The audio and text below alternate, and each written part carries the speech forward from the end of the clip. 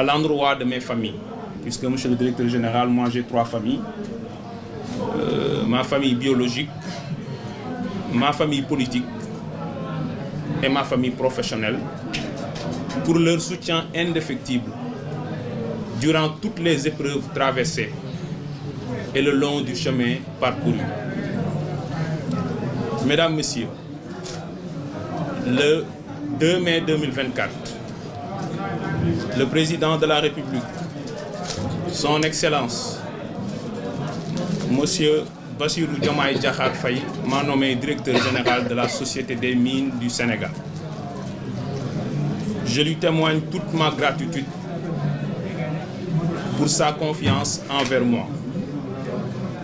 Je mesure à sa juste valeur le poids de la responsabilité qui pèse sur mes épaules en tant que manager devant conduire les destinées de notre compagnie minière nationale. C'est aussi pour moi le lieu de décerner une mention particulière au Premier ministre Ousmane Sonko pour le combat qu'il a mené, le projet qu'il a défendu, ainsi que la vision qu'il a portée jusqu'à notre accession à la magistrature suprême. C'est également une joie immense qui m'anime de devoir travailler aux côtés du ministre de l'Énergie, du Pétrole et des Mines, M. Birame Souleye Diop, dont la compétence, la probité et la détermination illumineront certainement le secteur minier. J'en profite pour rendre un vibrant hommage à nos martyrs, blessés, prisonniers et exilés politiques, puisque j'en fais partie, à tous les combattants de la liberté et de la démocratie. Mesdames et messieurs, le sous-sol sénégalais regorge en son sein d'importantes ressources minières. Il s'agit d'immenses potentialités en substances minérales qui offrent des niches importantes de richesse, de création de richesse, d'emplois, d'infrastructures viables et d'un développement économique endogène et durable.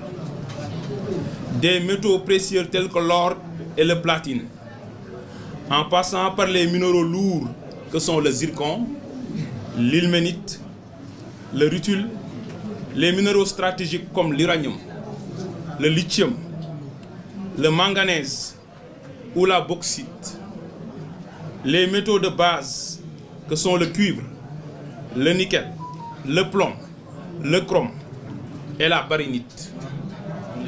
Sans oublier le fer, les calcaires, les phosphates de chaux et d'alumine, jusqu'aux matériaux de construction tels que le basalte, les grès et les sables dunaires, les pierres ornementales que sont le marbre et les granitoïdes, ou encore les argiles céramiques ou industrielles et les sables siliceux pour l'industrie de la verrerie. Pour valoriser ces substances, l'État du Sénégal a mis en orbite un cadre juridique incitatif qui a permis d'attirer de gros investisseurs dans le secteur minier. Telle est l'économie du code minier du 26 août 1988 qui sera renforcée par celui du 24 novembre 2003. En 2016, la révision constitutionnelle du 5 avril a apporté une innovation majeure en disposant que les ressources naturelles appartiennent au peuple. Dans le même esprit, une nouvelle loi portant révision du code minier a été adoptée le 8 novembre de la même année pour introduire des dispositions favorisant, en tout cas visant à favoriser, une répartition équitable entre les revenus issus de l'exploitation minière, entre l'État et les investisseurs. Ainsi, au terme de l'article 12 de la dite loi, en son alinéa 1er, l'État peut entreprendre pour son propre compte, soit directement, soit par l'intermédiaire de sociétés ou de personnes physiques ou morales nationales ou étrangères, agissant seules ou en association avec des tiers, toute opération minière. C'est en application de cette disposition législative que la Société des mines du Sénégal, SOMISEN, a été créée par la loi numéro 2020-31 du 6 novembre 2020. Ayant en charge la gestion du patrimoine minier de l'État, la SOMISEN a été mise sur pied pour accomplir 10 missions, dont la gestion de la participation de l'État dans les opérations minières, la commercialisation des produits miniers revenant à l'État, la détention seule ou en association de titres miniers aux fins de recherche et d'exploitation, la mise en œuvre des décisions et orientations de l'État en ce qui concerne la stratégie de ces sociétés minières, la participation aux négociations entre les sociétés dans lesquelles elles gèrent les participations de l'État et de toute autre société où cette participation est envisagée, l'examen de la situation économique et financière des sociétés concernées, les principaux programmes d'investissement et de financement, les projets d'acquisition ou de cession de toute question soumise aux organes de gestion et de surveillance de ces sociétés minières, entre autres missions. Donc j'ai cité que 6 missions parmi les 10. Je pense que ce sont les missions principales auxquelles d'autres missions accessoires se greffent. Après sa naissance, la société, sous l'impulsion de son directeur général et suivant les orientations du conseil d'administration, a réalisé des études sur plusieurs projets dont la mise en œuvre pourrait apporter des bons significatifs dans la gouvernance du secteur minier.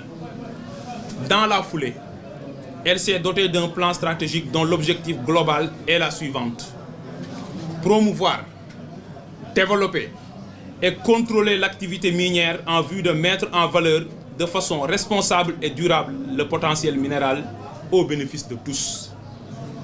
Sous ce rapport, qu'il me soit permis de décerner ou d'adresser mes vifs remerciements au directeur général sortant, M. Ousmane Cissé, et à l'ensemble du personnel de la société pour le professionnalisme et le dévouement dont ils ont fait montre durant ces 3 dernières années. Je voudrais que toute l'assistance les applaudisse. Toutefois, malgré les efforts colossaux consentis quotidiennement par les agents de la société, la SOMISEN fait face à de multiples difficultés dont les plus marquantes sont la non-effectivité des fonctions de représentation et de gestion des participations de l'État dans les entreprises minières, le manque de ressources financières suffisantes pour bien réaliser les ambitieux programmes de recherche, de valorisation et d'exploitation des substances minérales, l'absence de soutien politique de la part de sa tutelle technique et financière pour fonctionner conformément aux rôles stratégiques et objectifs économiques qui lui ont été assignés. À cela s'ajoute une gouvernance discutable du secteur minier qui fait ressortir plusieurs anomalies, dont les suivantes: la disparité cuisante entre la valeur de la production, les richesses créées par les entreprises et les revenus dont bénéficie l'État. À titre d'exemple, pour l'année 2021, sur 1507,7 milliards générés par l'exploitation minière et créés par les investisseurs, l'État et ses démembrements n'ont récolté que 203,1 milliards, soit 13% de la masse des richesses qui ont été créées. La faiblesse de la part de l'État dans les concessions minières. À ce niveau, sur 12 sociétés d'exploitation où l'État détient des droits, en tout cas sur 12 conventions, sur les 12, l'État n'a que 10% sur les 10 en termes de droits. Et sur l'une de ces conventions, l'État a 15%. Le non-recouvrement d'une part importante des redevances minières dues à l'État. Le défaut de transparence dans les opérations minières. Le non-respect des droits humains, des règles de protection et de prévention de l'environnement et des conditions d'hygiène et de sécurité exigées par la loi, les règlements, mais aussi et surtout les instruments internationaux. Face à ces nombreux défis, le projet porté par le président de la République, qui a bénéficié de la majorité des suffrages des Sénégalais, se positionne en solution pour une réappropriation des ressources naturelles en vue d'un développement économique endogène. Notre vision repose sur un modèle économique endogène d'industrialisation par substitution aux importations. C'est pourquoi les ressources minières du pays doivent favoriser l'essor d'une industrie dynamique et compétitive, capable de générer une croissance durable, inclusive et créatrice d'emplois.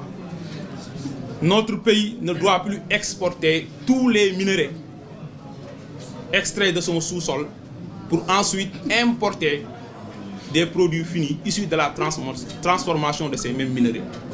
Le bijoutier sénégalais ne doit plus parcourir des milliers de kilomètres à la quête des bijoux en or, alors que l'or extrait à Sabodala, à Massawa, quitte le pays en brut. À ce niveau, la SOMISEN doit jouer un rôle en aval en mettant un focus sur un ambitieux programme de transformation des substances minérales. Par ailleurs, le projet mise sur la mobilisation des ressources endogènes pour le financement des politiques publiques. C'est dans cette optique que les ressources naturelles en général et les ressources minières en particulier doivent désormais devenir un important levier de financement de l'action étatique. Ainsi, la SOMISEN en tant que compagnie nationale doit devenir la locomotive de l'État, acteur de l'économie et partie prenante de l'exploitation de ses propres ressources. Bien évidemment en développant des joint ventures et des systèmes de partenariat avec des investisseurs privés et étrangers. Sans verser dans l'autarcie, elle doit devenir le bras financier de l'État. Son grenier, sa mine d'or et d'argent. En somme, mon ambition est que la SOMISEN quitte le statut de société sous perfusion permanente de l'État pour devenir son champ nourricier qui mettra des centaines de milliards dans sa caisse. Pour parvenir à ces objectifs, j'entends adopter un style de management participatif qui fédère l'ensemble des collaborateurs autour d'une vision commune, partagée. Dans un esprit d'équipe, je m'engage à gérer dans l'inclusivité et la transparence. Dans la rigueur et la franchise, je compte diriger avec éthique et ouverture. Avec dévouement et créativité, je miserai sur une gestion axée sur les résultats. Je compte sur la mobilisation collective de tout le personnel pour faire de la SOMISEN un exemple de gouvernance dans le secteur parapublic,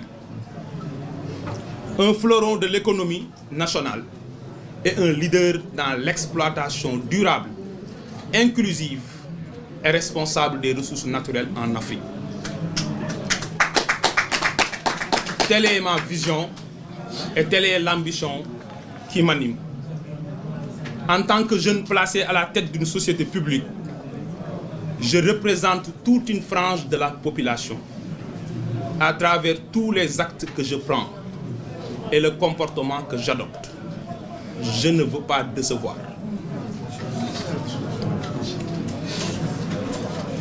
Et je compte m'évertuer à prendre toutes les dispositions pour que sous mon magistère, qu'il y ait de la fraîcheur, de la rupture, du renouveau, de l'audace, du mouvement et de la conquête.